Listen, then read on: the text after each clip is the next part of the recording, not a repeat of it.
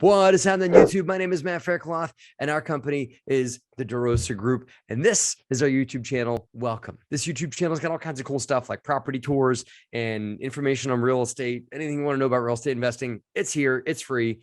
Check us out at DeRosaGroup.com if you want to hear more about what we do and the passive investment offerings that we have available for people. But this YouTube channel is here for you guys to learn how to do what we do so you guys can get out there and make a difference in other people's lives and build your wealth as like we do as well. If you guys have questions you want us to answer here on this YouTube channel, you can email us, helpme@DeRosaGroup.com, helpme@DeRosaGroup.com, and I'll answer your question here, right here, for you and everyone else to learn from. So shoot us a line. Today's question comes from Jacob. Thank you, Jacob.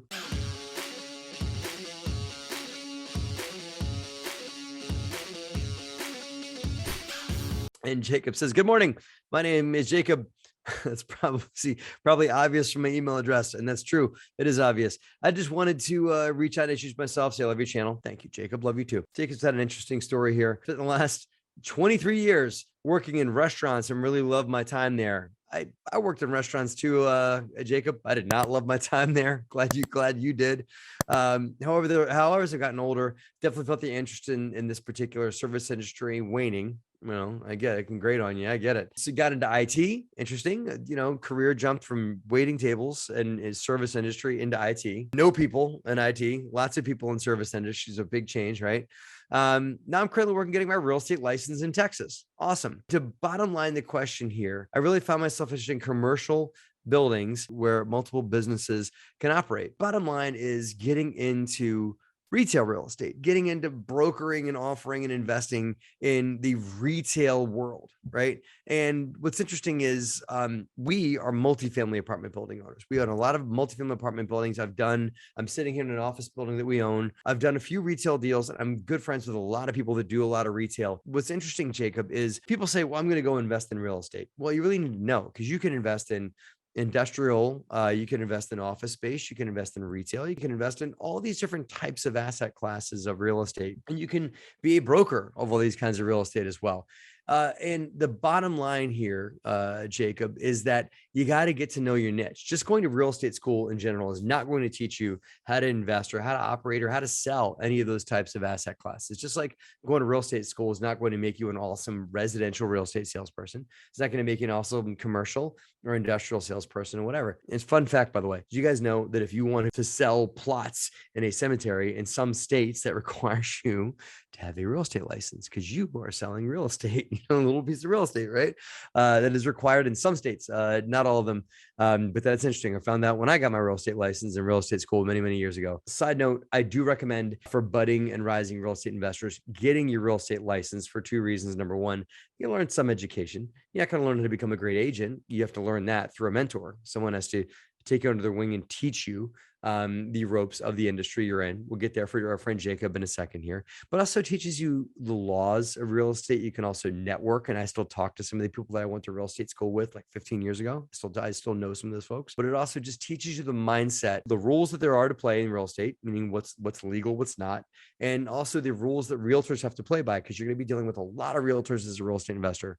And so I recommend those that have the means and the time to go out and get licensed. I just took 2 weeks off from what I was doing at the time and focused and got my license, and I was able to knock it out in 2 weeks straight. To Jacob, your point about getting into retail, get your license, of course. But then there are big commercial outfits like Marcus and Millichap, and they're using them for a real reference here. That was a company when I got my license. I considered working for them as an apprentice under a seasoned, strong agent, right? And that agent was a retail agent, and he would sell, triple net leases on Walgreens. He would sell small strip centers. He sold, large and small retail real estate. He's still active in the business now. It's like, 15 years ago, I talked to him for interviewing as a potential intern. I decided not to do it. But so Jacob, get your license, then go and find someone that is operating in the retail world. Marcus and Millichap, Cushman and Wakefield, CB Richard Ellis. Those are a few really big companies that have intern programs. And so I would recommend you either go with a large commercial house and enter their internship programs or their apprenticeship programs that they may have to learn the ropes of retail real estate, and then maybe spin off on your own and hang your shingle with a much smaller outfit, because those are really big companies, or stay with them if you like the culture there. Some folks don't like the culture of those companies because they're really big and can be big company culture. And, some of them are kind of like, that movie Boiler Room with Matt Damon, it can be like that, it can be, or Ben Affleck, sorry. It can be very boiler room, mentality, kind of eat your neighbor, right? Kind of thing. So if you're down with that culture, that's great. You could also, if you don't want to work for one of the big houses as an intern to learn the ropes and spin off on your own, you could also find someone that's active in your home market or in the market that you want to be active in.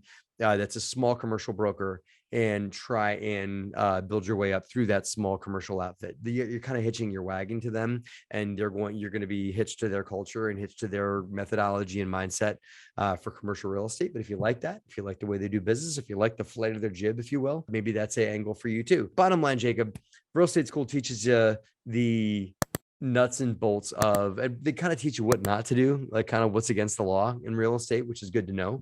But they're not going to teach you how to be a really successful retail broker, how to go out and find lots of retail deals. You're going to need to get that through a mentor. That, my friend Jacob, is a great question. It's how to get active as a broker of retail real estate.